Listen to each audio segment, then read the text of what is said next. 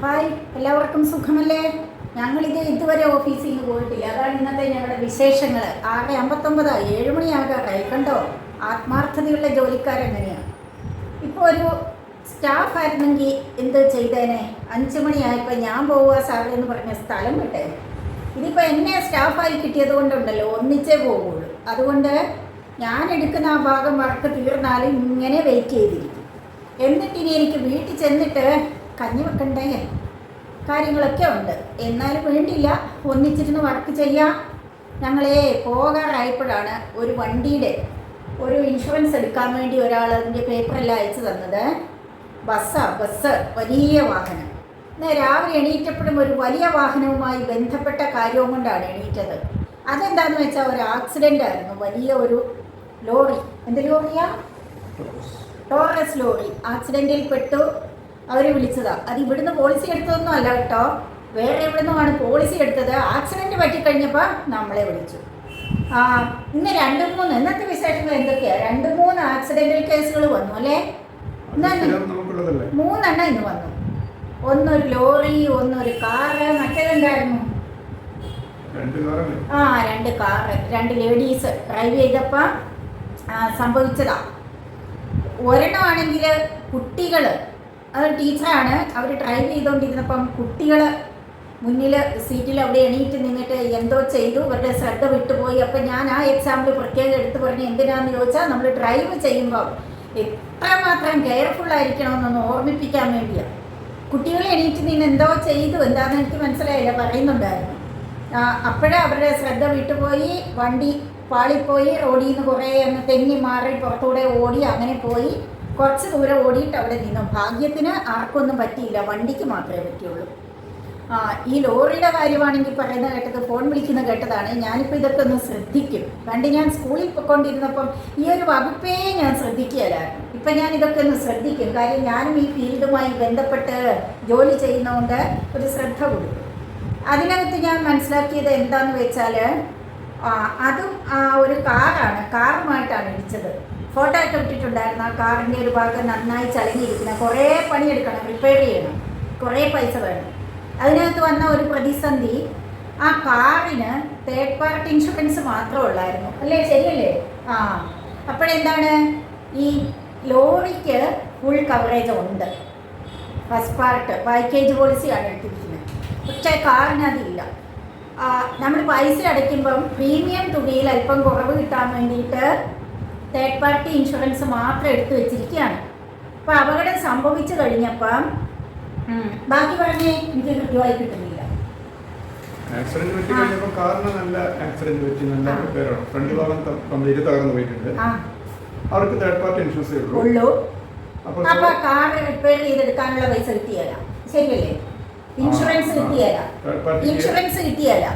അതാണ് പോയിന്റ്. ഞാൻ മറന്നു പോയെങ്കിലും ഞാൻ തന്നെ അത് തപ്പിപ്പിടിച്ചോണ്ട് വന്നു. ഞാൻ പഠിച്ചതൊന്ന് മെമ്മറിയിൽ നിന്ന് ചകഞ്ഞെടുക്കുമായിരുന്നു, ശരിയല്ലേ? അപ്പോൾ അവിടെ നമ്മൾ ശ്രദ്ധിക്കേണ്ട ഒരു കാര്യം എന്താണ്? നമ്മൾ ഏതൊരു വാഹനമായാലും അത് ഇൻഷുർ ചെയ്യുമ്പോൾ നമുക്ക് തേർഡ് പാർട്ടി ഇൻഷുറൻസ് മാത്രം പോരാ എന്നുള്ളതാണ്. എന്തെങ്കിലും അപകടം സംഭവിച്ചു കഴിഞ്ഞാൽ വണ്ടി റിപ്പയറിങ്ങിന് നമുക്ക് ഇൻഷുറൻസിൻ്റെ ആ ബെനിഫിറ്റ് കിട്ടണമെങ്കിൽ പാക്കേജ് പോളിസി തന്നെ എടുക്കണം. അതാണ് അതാണ് 2 സംഭവത്തിൽ നിന്ന് ഞാൻ പഠിച്ചു. ഒന്നത്, ലോറിയും കാറും തമ്മിലുള്ള ആക്സിഡൻറ്റ് പറ്റിയ കേസിൽ മനസ്സിലാക്കേണ്ട പാഠം ഇതാണ്. ഏത് വാഹനവും ഇൻഷുർ ചെയ്യുമ്പോൾ താൽക്കാലിക ലാഭം നോക്കി ഇത്തിരി പ്രീമിയം എമൗണ്ട് കുറയുമെന്ന് പറഞ്ഞിട്ട് തേർഡ് പാർട്ടി ഇൻഷുറൻസ് മാത്രം എടുത്താൽ പോരാ, പാക്കേജ് ഇൻഷുറൻസ് എടുത്താലേ വണ്ടി റിപ്പയറിങ്ങിന് ആവശ്യമായ തുക ഇൻഷുറൻസ് കമ്പനി അനുവദിച്ച് തരുള്ളൂ. അല്ലെങ്കിൽ ഇനി അത് വലിയ പുലിവാലാണ്, അതിന് പുറകെ എത്രമാത്രം പൈസ മുടക്കിയാലോ അതൊന്ന് റിപ്പയർ ചെയ്തെടുക്കാൻ പറ്റും. അപ്പോൾ അത് ശ്രദ്ധിക്കണം. പിന്നെ അതിനകത്ത് ശ്രദ്ധിക്കേണ്ട കാര്യം എന്ന് പറഞ്ഞാൽ, ഏതെങ്കിലും ഓൺലൈൻ വഴിയൊക്കെ പോളിസി എടുത്തിട്ട്, അപ്പോൾ ഈ പോളിസി എടുക്കുമ്പോൾ നമുക്കൊരു വിചാരമുണ്ട് നമുക്കൊന്നും സംഭവിക്കില്ല എന്ന്. ഇനിയിപ്പോൾ അടുത്തല്ല, അതാ സമയമാകുമ്പോൾ ഒന്നങ്ങ് പുതുക്കി വിട്ടാൽ മതി. പേരിന് എവിടെ 100 രൂപ കുറവ് കിട്ടുന്നോ അവിടെ പോയിട്ട് അങ്ങ് പോളിസി എടുക്കും, മത്തി വാങ്ങാൻ പോകുന്ന പോലെ പേശിയിട്ടെടുക്കും.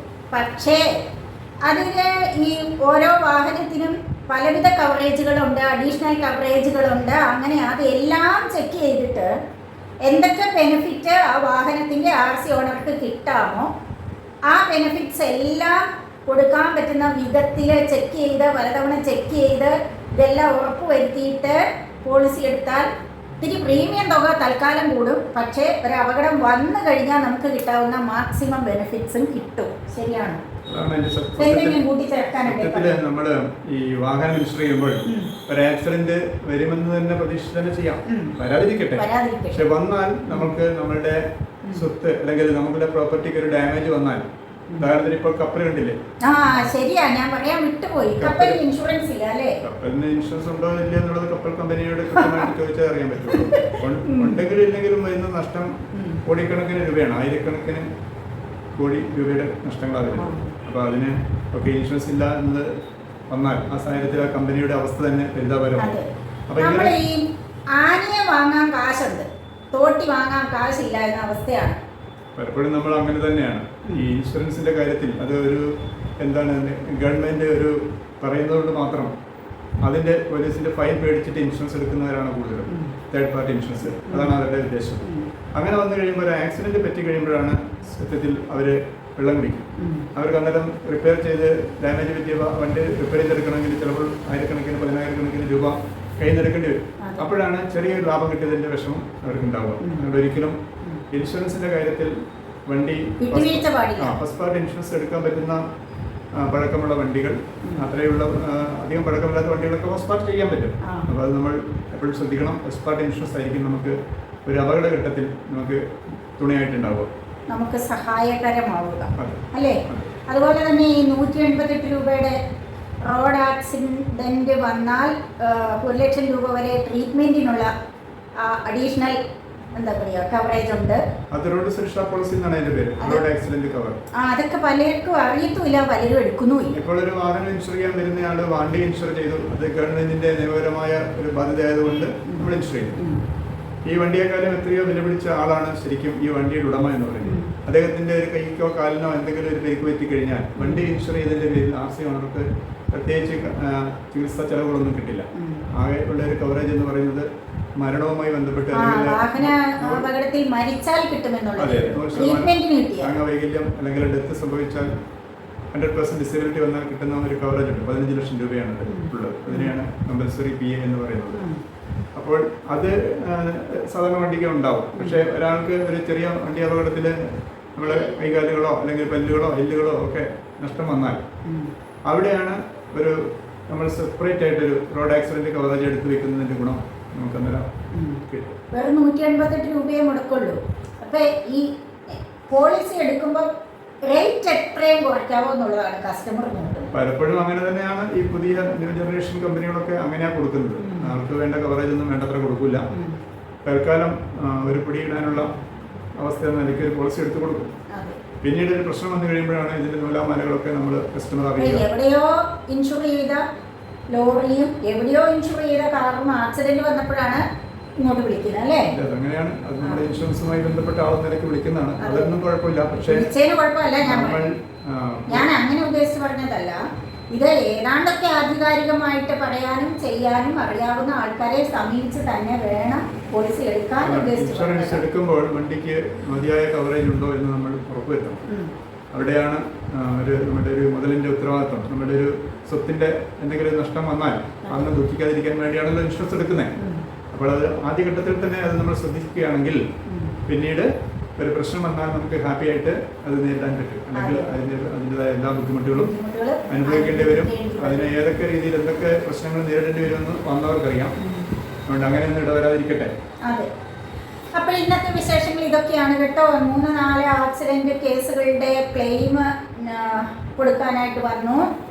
അപ്പോൾ അതങ്ങനെയൊക്കെ ക്ലെയിം ഫോം എങ്ങനെയാണ് എടുത്തു കൊടുക്കുന്നതെന്നൊക്കെ നോക്കി ഞാൻ കുറച്ചൊക്കെ പഠിച്ചു. പിന്നെ ഈ കാര്യങ്ങൾ എന്താണ് പുതിയ പോളിസികളൊന്നോ രണ്ടൊക്കെ വന്നു, അതെങ്ങനെയാണ് എടുക്കുന്നതെന്നൊക്കെ നോക്കി കുറച്ച് കാര്യങ്ങളൊക്കെ പഠിച്ചു. പിന്നെ സ്റ്റാർ ഹെൽത്തിൻ്റെ ഹെൽത്ത് ഇൻഷുറൻസ് പോളിസി എടുക്കാൻ ഒരാൾ വന്നു, അതൊന്ന് നോക്കി മനസ്സിലാക്കി. ന്യൂ ഇന്ത്യയുടെ ഹെൽത്ത് ഇൻഷുറൻസ് പോളിസി ഒരെണ്ണം പുതുക്കാനുണ്ടായിരുന്നു, അതൊന്ന് കണ്ടു പഠിച്ചു. അപ്പോൾ ഇവിടെ ഞങ്ങൾ നൽകുന്ന സേവനങ്ങൾ ഇവയൊക്കെയാണ് കേട്ടോ. ഏതുതരം വാഹനത്തിൻ്റെയും ഏതുതരം ഇൻഷുറൻസും എടുത്തു കൊടുക്കും. സ്റ്റാർ ഹെൽത്തിൻ്റെ ഹെൽത്ത് ഇൻഷുറൻസ് പോളിസി എടുത്തു കൊടുക്കും.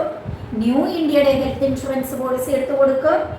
കസ്റ്റമർക്ക് ഏതാണോ വേണ്ടത് അത് ഞങ്ങൾ കൊടുക്കും. മാക്സിമം ഡിസ്കൗണ്ടോടുകൂടി, മാക്സിമം കവറേജോടുകൂടി കസ്റ്റമർക്ക് ഗുണം കിട്ടുന്ന വിധത്തിൽ മാക്സിമം കാര്യങ്ങൾ ചെയ്ത് കൊടുക്കും. അപ്പോൾ ഇതിലേതെങ്കിലും ഇനത്തിൽപ്പെട്ട ഇൻഷുറൻസ് പോളിസികൾ ആവശ്യമുള്ളവർക്ക് നമ്മളെ കോൺടാക്ട് ചെയ്യാം അല്ലേ? അപ്പോൾ ഞാൻ ഈ വീഡിയോയിൽ കോൺടാക്ട് നമ്പർ കൊടുക്കാം. അപ്പോൾ ഇന്നത്തെ വിശേഷങ്ങൾ ഇവിടെ അവസാനിക്കുകയാണ്. അപ്പോൾ ആ ബസ്സിൻ്റെ പോളിസിയുടെ ബാക്കി കുറച്ച് കാര്യങ്ങൾ ഇവിടെ നോക്കാനില്ലേ? അത് ഫൈനൽ ചെക്കിങ്ങിലാണ്. അത് പറഞ്ഞ പോലെ ഡേറ്റ് കഴിഞ്ഞു പോയാൽ വണ്ടിയുടെ ഫോട്ടോ എടുക്കണം, ഇങ്ങനെയൊക്കെ ഉണ്ട്. ഇനിയിപ്പോൾ ഡേറ്റ് കഴിഞ്ഞു പോകുന്നതാണ് അത് വാസ്തവത്തിൽ. എന്നിട്ട് വൈകുന്നേരം 5 ആയപ്പോഴാണ് അവർ നമ്മൾക്ക് അതിന് വേണ്ട രേഖകളൊക്കെ അയച്ചു തന്നതും കോണ്ടാക്ട് ചെയ്തതും. അതുകൊണ്ടാണ് ഞങ്ങൾ ഇങ്ങനെ വെയിറ്റ് ചെയ്തിരിക്കുന്നത്. അതിനിപ്പം നമ്മുടെ മെയിൻ ബ്രാഞ്ച് ഒക്കെ കൂട്ടി അവരൊക്കെ പോയില്ലേ, സ്റ്റാഫൊക്കെ. അപ്പോൾ അവിടുന്ന് അപ്രൂവൽ കിട്ടണം. ഡേറ്റ് കഴിഞ്ഞു പോയത് കൊണ്ട് അവിടുന്ന് അപ്രൂവൽ കിട്ടണം, വണ്ടിയുടെ ഫോട്ടോ എടുത്ത് അങ്ങോട്ട് വിടണം, ഇങ്ങനെയുള്ള ചടങ്ങുകളൊക്കെയാണ്. അതുകൊണ്ട് പരമാവധി വാഹന ഇൻഷുറൻസ് ഒക്കെ ചെയ്യുമ്പോൾ ആ ഡേറ്റിന് അന്ന് തന്നെയോ അതിന് തൊട്ട് പുറകോട്ടുള്ള ദിവസങ്ങളിലോ അതങ്ങ് പുതുക്കി വെക്കാമെങ്കിൽ ഇത്തരം ചടങ്ങുകളൊക്കെ ഒഴിവാക്കാൻ പറ്റും അല്ലേ? ലാസ്റ്റ് മിനിറ്റിലായിട്ട് വെച്ചോണ്ടിരിക്കുമ്പോൾ ഇത്തരം പ്രതിസന്ധികളൊക്കെ വരും. നമ്മളിപ്പം കൂട്ടാൻ ലേറ്റായി ഇരുന്നത് കൊണ്ടാണ്. അല്ലെ 5 മണിക്ക് കൂട്ടി അങ്ങ് പോയായിരുന്നേ അത് കിട്ടിയല്ലേ. അപ്പോൾ അവർ വേറെ എവിടെയെങ്കിലും ചെയ്യും, അവർക്ക് കുഴപ്പമില്ല. സർവീസാണ്, അതെ, ബാധ്യസ്ഥരാണ്. സർവീസിന് വേണ്ടി എത്ര സമയം വേണമെങ്കിലും നമ്മൾ ഇരിക്കും. അപ്പോൾ ഓക്കെ, ഇനി മറ്റൊരു വീഡിയോയിൽ കാണാം കേട്ടോ. Okay, by.